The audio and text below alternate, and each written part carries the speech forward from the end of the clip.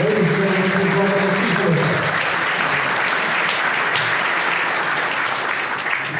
you very much, Murray. So good afternoon, everyone. So thank you for coming today, and thank you to the Chamber of Commerce for this event, and in particular for their work in hopefully ensuring that we are as COVID safe as possible. And actually can I add my thanks and welcome following Jennifer to Suzanne Wiley, who I've seen somewhere there, got her in the corner, who is now I think on day 3 of time in Jersey, and I'm very much looking forward to continuing to work with her. The purpose of the video, which was initially released some 8 months ago, and as some people have spotted, there were some facts in there which have actually moved on, or some titles that have moved on, was very much as part of a plan to try and show islanders what we do. Because I don't think actually many people know that or understand the breadth of the organisation that you're dealing with and the responsibilities and actually what it is. It's an island community of which we all form part of. And even now, when I watch that video, I actually still find it actually quite exhausting. But before I do go any further, I want to repeat Murray's comments to reflect on 2 people in that video who are no longer with us, namely Commodore Glenn Norman and Gary Burgess, and they are both missed. The business-as-usual activity of the Government of Jersey is to look after an island which is in effect an independent jurisdiction, with its own laws and constitutional status, with a population of around 107,000 people, and which leads and oversees an organisation of around 7,000 staff, and which spends roughly £1 billion a year. That brings its own unique challenges, even without Brexit and COVID, and so today I'm going to look back over the past 4 years and just give a flavour of what we've done and what it's been like. It would be an understatement to say it has been a tough 4 years. It might surprise you to hear that even with the disagreeable nature of certain personal politics, it's been an absolute privilege to lead the Council of Ministers during this time. And I believe there is a lot for us as ministers to be proud of in our time in government. Let's go right back to the start. I was elected Chief Minister on the 7th of June 2018. However, the first actual budget we could put in place was after the end of the extant medium-term financial plan, which actually was the 1st of January 2020. The hospital planning application on Gloucester Street was rejected for the second time. Work started on long-term policies for population, early years and housing. On the day I started, I was told we faced a lawsuit for £230 million. We were also told of another lawsuit, and we were told that something could be done about the second matter, but it needed urgent legislation which actually could have been drafted any time in the previous 24 months. I stepped in as chair of the SEB at the end of 2018, faced the State Employment Board, facing a number of employment issues. Pay negotiations, for example, had not been settled for a number of previous years, and you will recall the various disputes that took place. Risk registers, health and safety, and some other legacy issues were also glaring in their deficiencies. We also had a significant gap in what is referred to as equal pay for equal value, potentially adding up to tens of millions of pounds.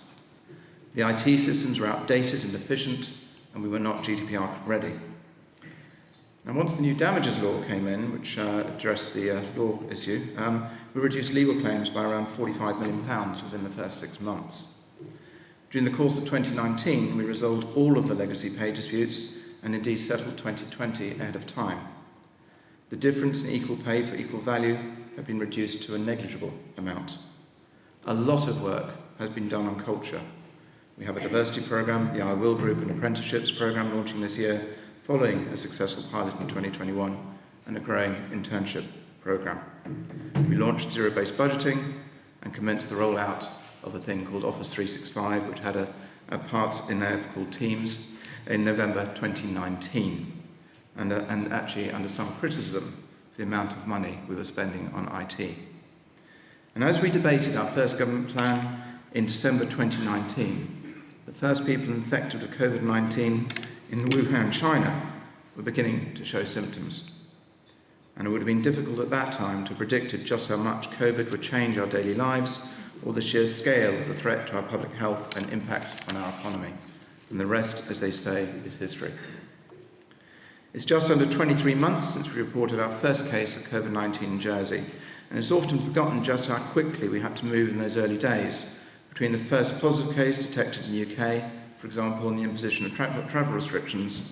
Whitehall took 46 days, Jersey took 10.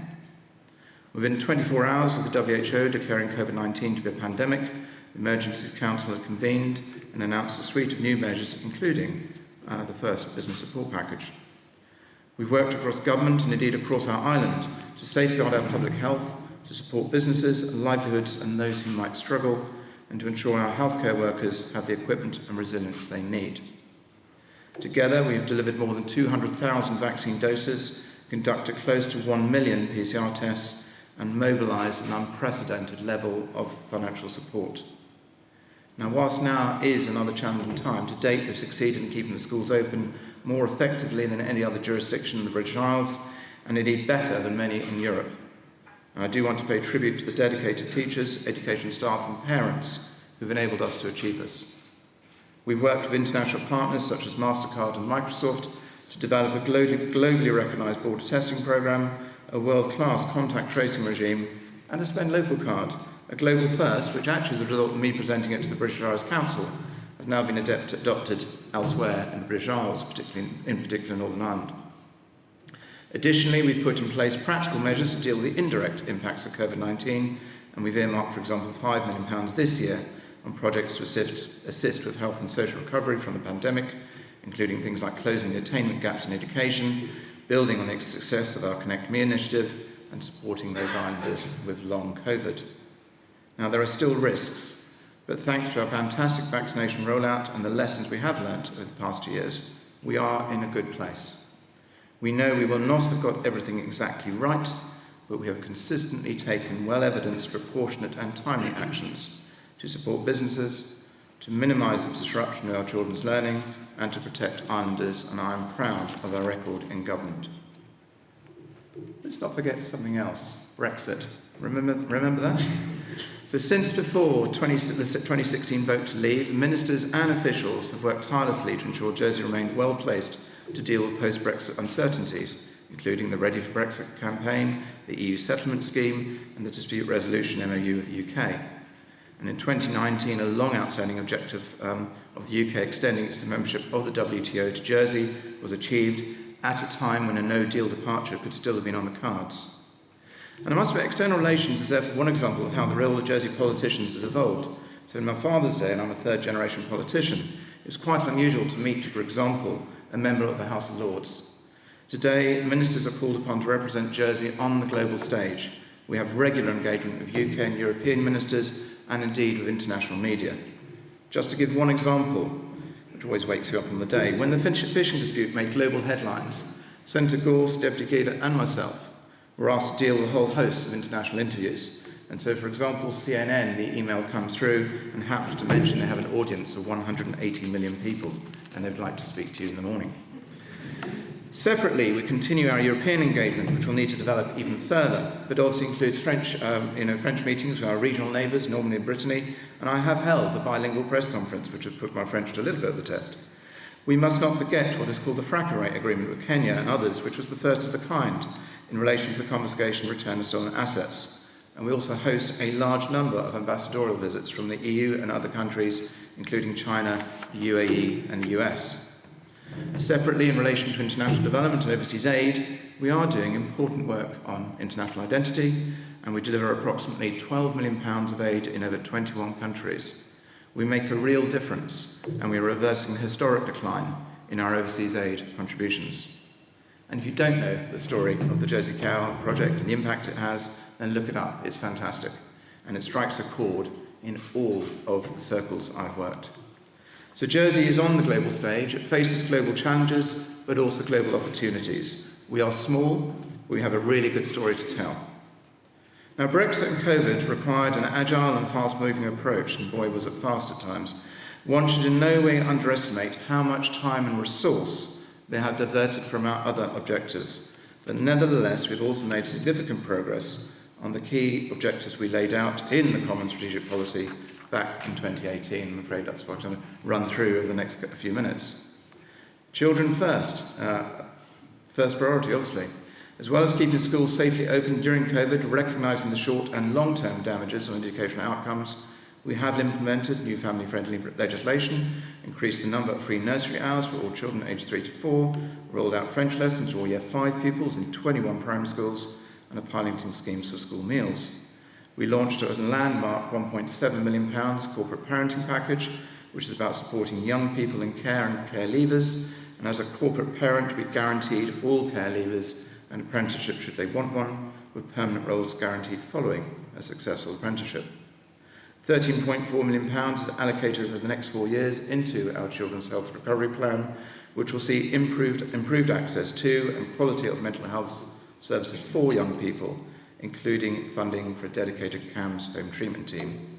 And we have significantly increased spending on education from £5.8 million in 2018 a year to around £25 million a year in 2022. In relation to well-being, mental and physical health, again, we've worked hard to improve matters in those areas, and obviously that includes our pandemic response, but also includes more long-term improvements to Islanders' healthcare. So when we started, we committed to bringing mental health up to parity with physical health, including a redesign of CAMHS, establishing of a dedicated CAMHS helpline, opening what's called the Listening Lounge, and we passed a new mental health law. We've established on-island nursing qualifications for both general and mental health nurses, with over 50 students currently enrolled. All boys aged 12 and 13 are now eligible for the HPV vaccine. We've delivered a new town-based hub for age concern, and waiting lists are now back down to pre-pandemic levels, which is far better than the UK. Separately, the implementation of the Jersey Care Model is starting its second year, and that will expand primary and community care services for a more accessible and patient-focused model of healthcare, particularly in the context of an ageing population. Let's be clear, there is a lot more to do, but change is happening. Sports strategy has been launched, investment is happening at Springfield, and I'm sure Hugh and I are delighted that Oakfield was approved yesterday. Perhaps of more interest in this room, creating a sustainable and vibrant economy. Now, obviously, investment that we've talked about into education and health are only possible because of our very strong economic foundations. So other than the huge support package of nearly £250 million we've given in the last 2 years, what else have we done? Well, we have financed the creation of the Digital Skills Academy in association with Digital Jersey. We are proposing a £20 million tech fund to support our island's adoption of emerging technologies and fresh opportunities. We've issued the first licences for medicinal cannabis, which does enable local companies to access a global market measured in the tens of billions. Now, there's obviously an overlap with our external and international activity, which support our economy. So we supported the relatively new JFL office in New Jersey, something I was particularly keen on. We have the National Risk Assessment and the overall preparation for Moneyval. We've maintained our pre-pandemic credit rating, and we have invested in our arts, culture and heritage. And before the end of this term of office, we will be delivering Jersey's first economic framework, and that is Senator Farnham's absolutely political responsibility, which will provide a common vision of Jersey's future economy, and we have developed and lodged a population policy. Last year, I restructured a ministerial position to create a new Ministry for Housing and Communities to focus on improving the provision of housing in our island. But let's also be clear, that's an area where we know there is a lot more to do. But as other commentators have said, quick political fixes won't do it. And I will refer later to things we have done which will assist in increasing supply. But within 100 days of his appointment, Deputy Russell Labby had presented his Housing Action Plan. It's got a clear timeline for introducing new measures to help islanders. And before our term expires, we will be implementing a brand new affordable purchase product backed by £10 million of investment to help more islanders own their own homes. And we've also established very much a focus of Deputy Roland Hewlin down there. I said we'd get you into the speech, Roland. Working group on modern methods of construction to prove the case for the use of new technologies in Jersey. We've set new minimum standards for rental properties, frozen and in rents in both 21 and 22, and launched a rent safe scheme. We've introduced a new health access scheme to provide subsidised GP visits to 12,000 people and provided free bus travel to Jersey residents with long-term disabilities. And we've increased the minimum wage by 23% since 2018, which is 3 times faster than the rate of inflation. But despite the dislocation of the COVID-19 pandemic, we have reduced unemployment to below where it was when we took office in 2018. And the fifth priority is the environment. And we've adopted the goal to be carbon neutral by 2030, we did commission a Citizens' Assembly to bring forward recommendations for change. We obviously have the Bridging Ireland Plan, and that's a huge piece of work. We have a trial hopper bus that's going to start at the moment in April, hopefully. Durrell has received just under £1 million for a new gorilla house, and we've moved to protect Atlantic bluefin tuna. And we've also put in place a 100-year shoreline management plan that sets out in detail how we will protect Jersey's coastline from rising sea levels and erosion this century. Now, I began this speech by referring to a number of the problems we were faced with when we started, and that's why modernising government has been one of our key objectives. It's about making the organisation fit for purpose in the 21st century, and thereby ensuring that islanders get the quality of service that they should. And this is also, from our perspective, about becoming an employer of choice for islanders. And I've already alluded to the various programmes we've undertaken. Again, there is more to do. But the whole One Gov restructuring was critical to address the silo mentality we were facing. And I genuinely believe that if we'd not done that, and not had the IT investment, we would not have been able to respond as well as we did to the pandemic. I'm delighted, having tried at various times to achieve a consolidation of the Office estate. After something like 12 years, it is happening with delivery date set at 2024. And you might want to reflect on the reasons of that delay, behind that delay, on the tens of millions of pounds that delay has wasted, and hopefully recognise that one key feature of this Council of Ministers is that we've taken a lot of decisions on complicated subjects that might have been politically difficult, which are for the longer term, and we believe are for the ultimate benefit of islanders. So the new HQ will provide an easy one-stop shop for islanders seeking to use government services or engage with government. Perhaps more importantly from this room, it will deliver savings to the taxpayer between £6 and £7 million a year, and that's excluding productivity savings. And importantly, particularly in the context of today, it represents a medium-term addition to the supply of housing units by freeing up sites in St Helier for development. And we've also introduced independent taxation, which represents a massive change in a century-old taxation law. Of particular interest, I would suspect to a number of you in the audience, is savings and finances. So to date, we've achieved recurring savings of £55 million a year against a target of £60 million. There are further targets going forward. And I'm pleased with that. And whilst this year and next year will be harder, the steps we've taken of investing in the estate and the IT systems should start to bear fruit thereafter. Let's talk about finances and debt. I've presided, and I'm not too sure if there's a record I want or not, I've presided over the biggest deficit this island has ever known. Yeah. But despite the extraordinary impact of the COVID-19 pandemic on our economy and on our spending, our island's main reserves are in a very, very strong state, having risen to over £3.3 billion. And that's an increase of just over £600 million since 2018. We've maintained Jersey's credit rating despite the seismic shock to the global economy, and we are showing good surpluses from next year onwards. Now, it is true, we have approval to borrow some significant sums of money. And I'm going to try and be brief, and if you want to ask questions later, we can give you a little bit more information. But despite the estimated cost of the pandemic, it's around £550 million, we think, our borrowing for COVID this year will peak at less than half of that figure. In order to repay that figure, we've actually implemented a very long-standing recommendation from my former role in scrutiny, which was to change the tax system to move everyone to paying on a current year basis over time. Now, ultimately, this will raise £340 million as a one-off cash flow gain. It is not a tax increase. We'll discuss that later. Which means, in summary, we have not needed to borrow for the full cost of COVID and can pay back this debt sooner than originally intended and without the need to raise taxes. As regards the much-needed hospital, about which I believe Senator Farnham will be speaking to in March, the associated debt will be financed, I would suggest, responsibly, using the excess returns arising on the Strategic Reserve, the Rainy Day Fund. This method will save us £1.7 billion over the long term, when compared, for example, to just directly using the Rainy Day Fund to pay for the project. And the third and final tranche, which is one I've pushed for quite some time, is refinancing existing pension debt on which we are presently paying around 5%.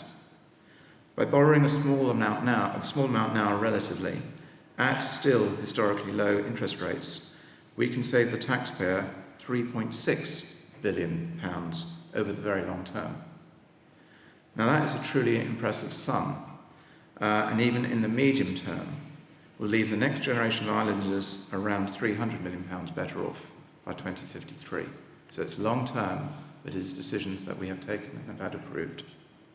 Now I hope that briefly explains that all of these tranches are well thought out and carefully considered, and are consistent, we would suggest, with our normal financially prudent instincts, given the extraordinary challenges that we have faced. Now one thought as I start to conclude, actually in response to those who've permanently criticised and denigrated. Whilst I get to the politics, particularly in the last few months before an election, can I suggest the following? The question you might want to ask of those who are being critical is, what would you do differently?